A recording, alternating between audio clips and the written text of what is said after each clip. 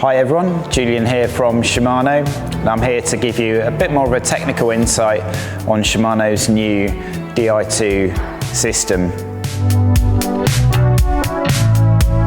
So what I'm going to show you is for XTR, but it's also applicable to XT as well.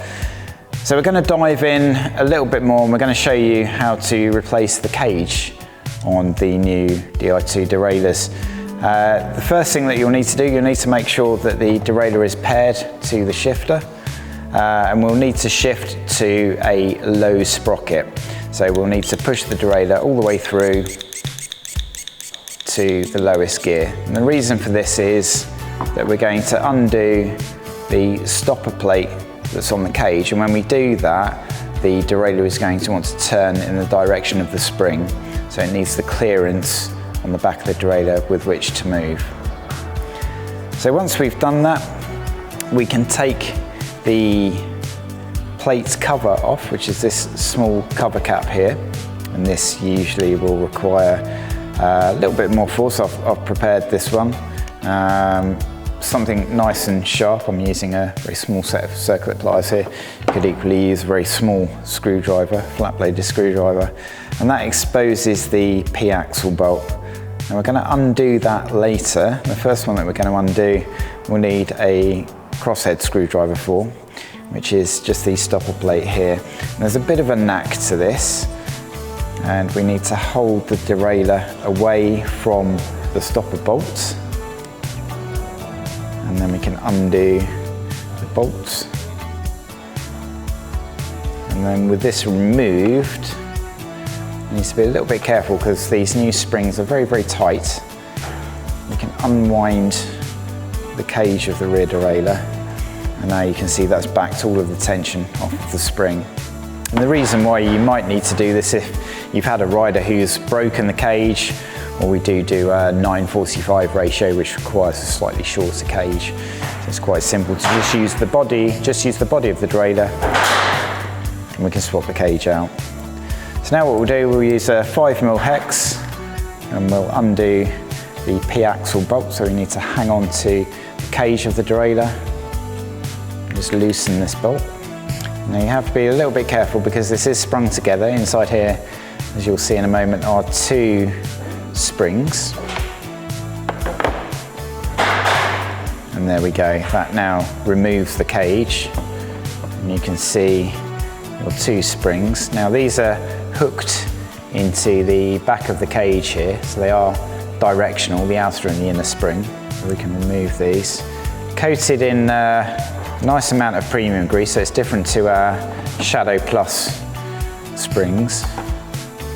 Completely different design. It has a much tighter wrap around the cassette as well by using this structure. Has less influence on the rear suspension as well than the older derailleurs used to have. So that's it, fully apart, nice and simple and straightforward, not too many pieces to be too worried about. There's your cage. We do run these completely solid pulley wheels now to stop anything from getting stuck in them. And these are non-directional as well, so you could use it as an upper or a lower tensioner guide. So let's reassemble now. So the first thing we're going to do is install the bumper here. And that actually does fit. There's a little slot for the bumper stop to go into, and it sits against the body of the cage. And then we can reinstall our springs, making sure of course that they're hooked in the correct direction. And you know they are because the two outer edges of the spring are actually lined up. So once we've done that, we can line these two edges of the springs up with this groove in the derailleur body. They'll both line up together, and we can install what we call the plate axle bolts, and this would be torqued to between 7.8 and 9.3 Newton meters. So not massively tight, but tight enough. Just for demonstration purposes, we'll just make sure that's tight. And then we will reverse the process. So we'll need to spin the cage back round. Again, you need to be a little bit careful at this point. There's quite a lot of tension on these springs. And we need to expose the thread to the stopper bolt. So quite a lot of, bit of a knack to this, I think. So we've uncovered that thread, prepared the bolts on the end of the screwdriver, which you'll find will help. And then we can install that into plate pin. That's the stopper plate installed. You can let that go against the stopper pin and then just install your P-axle clip. And that's a cage swap. You can return it back to its normal position.